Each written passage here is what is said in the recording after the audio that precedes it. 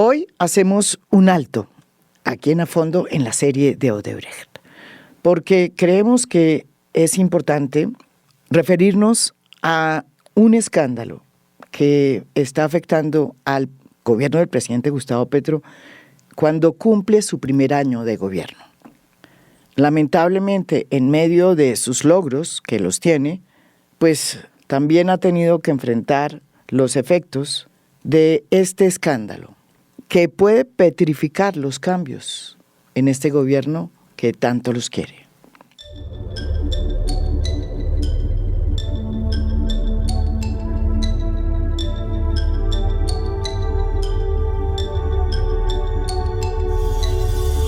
El primer año de gobierno de Gustavo Petro ha sido como estar en una montaña rusa.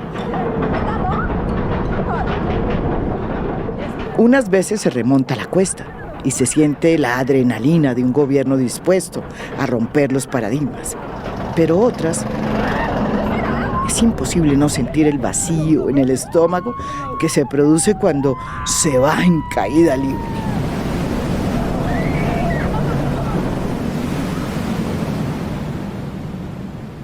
De hecho, su primer año de gobierno, pues lo termina en medio de una nueva descolgada del tren que nos tiene de los pelos. Y todo por cuenta de un verdugo que nadie vio venir. Su propio hijo, Nicolás Petro, un joven atormentado que creció sin el afecto del padre. Él lo aventó hace unos días y sin ningún reato lo incriminó.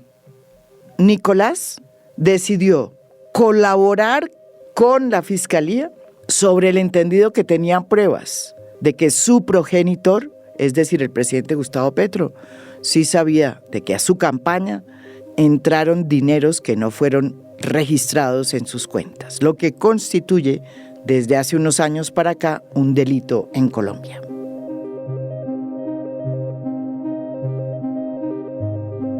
Hasta ahora Nicolás Petro no ha dado pruebas de que su padre esté involucrado en esta trama corrupta y ha cambiado varias veces de versión. Primero, dijo que su padre no sabía nada sobre la financiación ilegal a su campaña. Después, cuando planteó la colaboración con la Fiscalía, dijo que sí. Ahora acaba de exculparlo parcialmente en una entrevista en la que fue puesto contra las cuerdas para que involucrara a su padre, cosa que hizo a medias, porque afirmó que si bien su papá no tuvo conocimiento de los dineros que él les pidió a personajes muy cuestionados como Santa López Sierra o el empresario cartagenero el Turco Ilzaca, sí insinuó que el presidente supo de los aportes que hicieron reconocidos contratistas que no fueron reportados en las cuentas de la campaña. Y cuando hablamos de contratistas, pues ya empieza a salir un nombre: Euclides Torres. Y bueno, quiero aclarar algo que es importante aclararlo, que de los dineros que recibimos Daisuris y yo, de Santander López Sierra y de Gabriel Ilzaca, ni mi papá ni el gerente de la campaña, Ricardo Roa, sabían de esos recursos, sabían que nosotros recibíamos esos aportes y obviamente no sabían que parte de esos aportes yo lo utilizaba para la campaña. Es importante hacer esa aclaración. A pesar de que las versiones de Nicolás Petro son contradictorias, pues sus declaraciones en contra de su padre han desatado una crisis que puede petrificar al gobierno del cambio. No exagero al decir que toda esta crisis se inició por un acto de despecho, tal y como sucede en la tragedia griega y en las canciones de Darío Gómez, nuestro rey del despecho. Day Vázquez, su exesposa, dolida porque Nicolás le fue infiel y la abandonó para irse con su mejor amiga, oíganme bien, decidió sacarse el clavo con su exesposo y en un ataque de celos expuso sus vergüenzas en una entrevista para la revista Semana. Day contó cómo Nicolás, a espaldas de su padre, montó una red de corrupción aprovechándose de que era el hijo del presidente, por la que desviaron dineros que ellos mismos les habían pedido a contratistas non santos, dizque para la campaña presidencial de su padre, pero que en realidad eran para sus bolsillos. Primero, recibir dineros de personas que han tenido un pasado un poco oscuro con un señor, Santa López Sierra, estuvo extraditado 20 años por, contrabando, y le recibió dinero a este señor, le recibió más de 600 millones para la campaña. Para la campaña del papá nunca llegó legalmente a la campaña porque él se quedó con ese dinero. Y así otros. A Nicolás, la fiscalía de inmediato le abrió una investigación. Y cuando el hijo esperaba que su padre lo acompañara en tan difícil trance, el presidente decidió marginarse. Le advirtió al país en un trino que no iba a utilizar su poder para incidir en el proceso en contra de su hijo, y tras dejar claro que su compromiso era primero con la Constitución, le deseó suerte en ese momento tan difícil.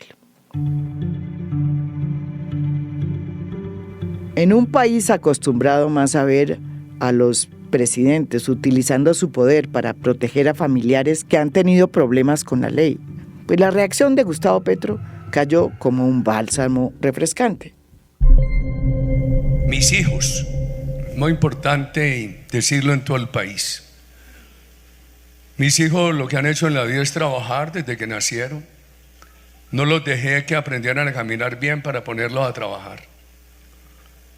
Han soportado toda la estigmatización política y jurídica. Sin embargo, la calma no duró mucho. Nicolás Petro consideró que su padre lo había dejado solo. Intentó entonces llamarlo varias veces, pero no tuvo respuesta. Y según él mismo lo ha confesado en una entrevista, hasta intentó amenazarlo y chantajearlo, haciéndole saber que si lo dejaban solo, él podía contar muchas cosas de la campaña, pero tampoco tuvo respuesta. Independientemente de todo, porque sí, está bien el cargo, la política, etcétera, pero también lo más importante, pues, es el tema familiar, sentimental, etcétera. Y yo sí sentí que él me dejó solo, que me dejaron solo, y me duele muchísimo. Vino entonces otra descolgada en caída libre, luego de que fue capturado junto con su exmujer. Destrozado, decidió hundir el cuchillo y tras anunciar que colaboraba con la fiscalía, señaló a su padre. Este acto de venganza pues golpea al presidente Petro donde más le duele, porque lo iguala a la política tradicional y corrupta, a la que mueve clientelas y compra votos y que se nutra de una red perversa de contratistas, un mundo político del que Petro quiso siempre desmarcarse y que él prometió nunca iba a ser parte de su gobierno del cambio. Su hijo además le ha dado pues nuevos incentivos a sus enemigos, que los tiene, y muy seguramente pues ellos van a utilizar esta tragedia familiar para sacarle provecho y magnificar el escándalo, llenándolo de superlativos, sobre todo ahora que vienen las elecciones regionales. Quiero informarle al país que en estos momentos me encuentro en la Comisión de Investigación y Acusaciones de la Cámara de Representantes, radicando una denuncia formal, una solicitud de investigación en contra del señor presidente de la República, Gustavo Petro. Los escándalos de financiación de campañas presidenciales en Colombia pues siempre han sido un circo. Los organismos de control encargados de investigar han sido ágiles para archivar esos procesos a pesar de las evidencias. Eso pasó con la campaña presidencial del candidato uribista Óscar Iván Zuluaga en el 2014, investigada por haber recibido de Odebrecht debajo de cuerda. Fue archivada por el Consejo Nacional Electoral por falta de pruebas, a pesar de que había evidencias de que esa campaña había recibido por debajo de la mesa 1.6 millones de dólares de Odebrecht. 6 años después, sin que nadie sepa las razones que impulsaron realmente a la Fiscalía de Barbosa, esta desempolvó estas evidencias y acaba de imputar a Óscar Iván Zuluaga. Con la campaña por la reelección de Juan Manuel Santos pasó algo similar. A pesar de las evidencias que mostraban cómo esa campaña había sido financiada con dinero proveniente de una megacarretera que iba a construir Odebrecht y su socio Episol del Grupo Sarmiento, la investigación fue archivada por vencimiento de términos por el Consejo Nacional Electoral. La Fiscalía del entonces fiscal general Néstor Humberto Martínez no investigó a ninguna de las 2 campañas presidenciales del 2014 e impuso la tesis de que en vista de que volarse los topes de las campañas no era un delito, pues que la investigación la debería hacer el organismo encargado de las irregularidades electorales, que era el Consejo Nacional Electoral. Ese vacío se subsanó en el gobierno de Santos, cuando se declaró la violación de topes como un delito, que no solamente afecta a la campaña, sino que toca también al candidato. Más grotesco aún es lo que hizo el actual fiscal general Francisco Barbosa, cuando se destapó el escándalo sobre una posible financiación ilegal a la campaña de Iván Duque, su amigo de pupitre en la universidad. Según la denuncia, una banda criminal liderada por un empresario narco, el Ñeñe Hernández, que luego fue asesinado en el Brasil, habría recogido plata para financiar la segunda vuelta de la campaña de Iván Duque. A pesar de que para ese entonces ya era delito volarse los topes, la Fiscalía archivó la investigación sin haber hecho ninguna captura y no tocó ni siquiera a María Claudia Daza, quien presuntamente habría sido la persona que podría haber coordinado esta financiación y quien formaba parte de la UTL del entonces senador Álvaro Uribe Vélez. Siempre tuve toda la confianza en ella, por eso estaba en mi UTL, pero estoy muy preocupado, no porque me lo diga X o Y o Z periodista, sino por el mérito que le ha asignado la versión después de reflexionar muchísimo. Con Gustavo Petro, las cosas parece que van a ser a otro precio. Entre otras porque Gustavo Petro es el primer presidente de izquierda que llega al poder, lo cual ha alborotado aún más la petrofobia que se siente en ciertos círculos del poder.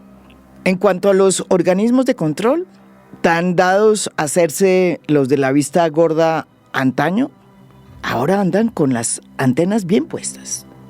Eso debería ser una muy buena noticia, si realmente estuvieran dispuestos a investigar la verdad apegándose a la ley, lo cual desafortunadamente no parece estar sucediendo. En un acto sin precedentes, el fiscal Barbosa allanó la casa de Nariño, como si fuera la cueva de Alibaba, con el objeto de hacerse a una información que hubiera podido pedir por un oficio. Sin pruebas, salió a insinuar que desde la casa de Nariño estaban interceptando ilegalmente, cuando tiene engavetada desde hace rato una investigación que se abrió a partir de una denuncia que puso en su momento la campaña de Petro, en la que hay evidencias de que esta habría sido interceptada por agentes de la policía que operaban desde las instalaciones de Palacio de Nariño cuando Duque era presidente. La utilización de un fiscal, ¿cierto?, a través de las cosas técnicas que tiene, que intercepta los teléfonos de las señoras y que se da cuenta la fiscalía porque el fiscal oficial del caso ordena la interceptación del teléfono de las señoras. Entonces ahí por una cosa técnica se dan cuenta que ya estaba interceptado. Ambas cosas salen de la fiscalía. Entonces no salen de aquí. A mí no me gusta eso. Pero asignarle al gobierno que entonces intercepta, que persigue a la oposición, que hacemos lo que hicieron los pasados gobiernos. Porque aquí, en este palacio, funcionó la máquina que interceptó el pacto histórico durante un año para escuchar todas sus conversaciones electorales y se la pasaron a una revista.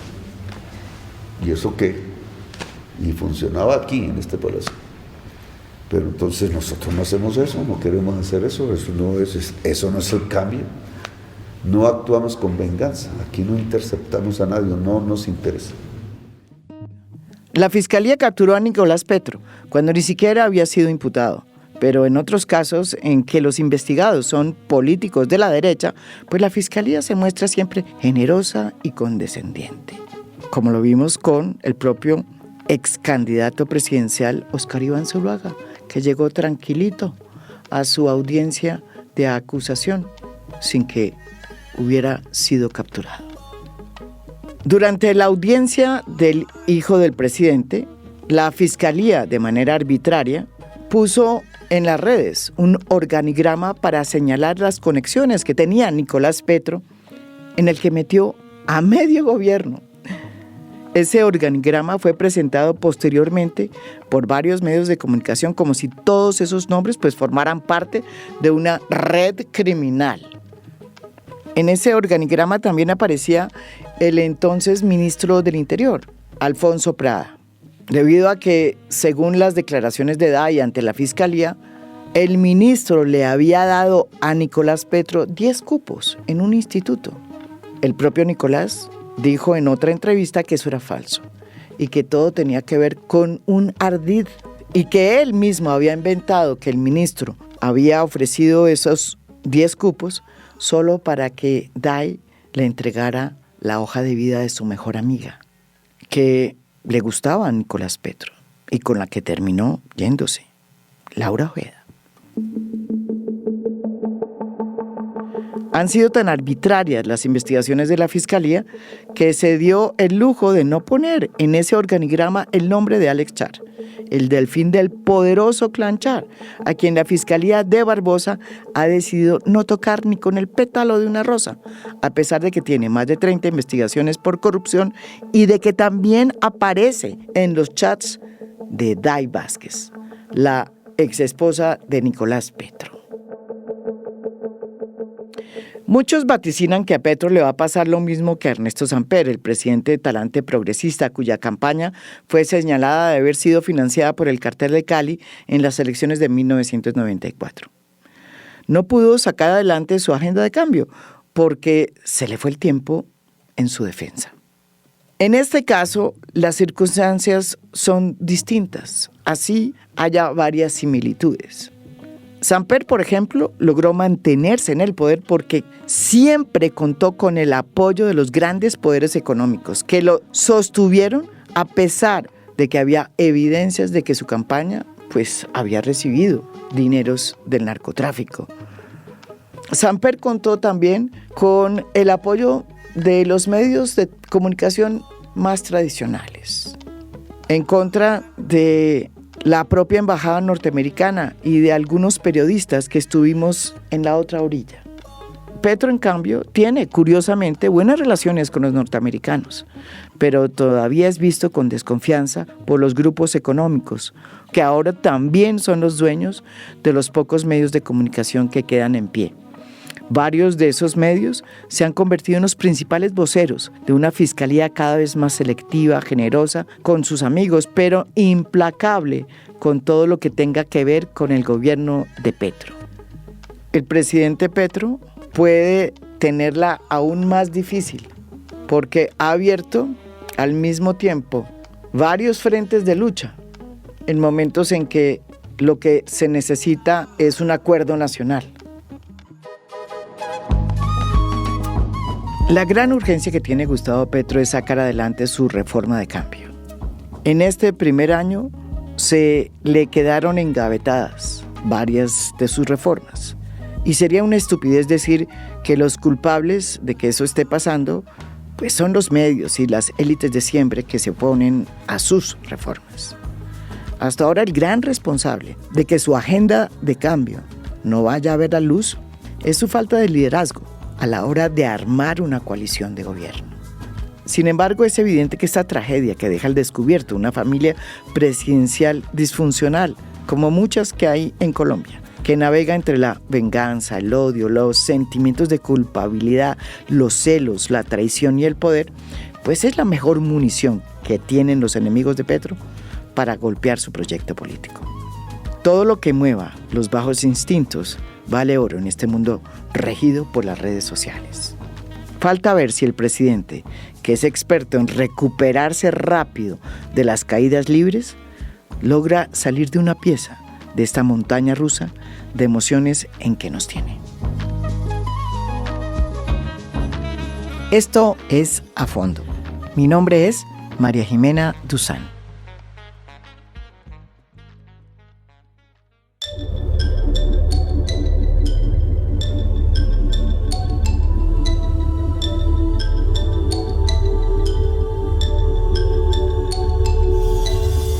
A Fondo es un podcast producido por Mafialand. Producción general, Lucy Moreno. Editor de contenido, Michael Benítez Ortiz. Postproducción de audio, Daniel Chávez y Blue Velvet. Música original del maestro Óscar Acevedo. Nos pueden escuchar también en mi canal de YouTube. Gracias por escuchar. Soy María Jimena Duzán.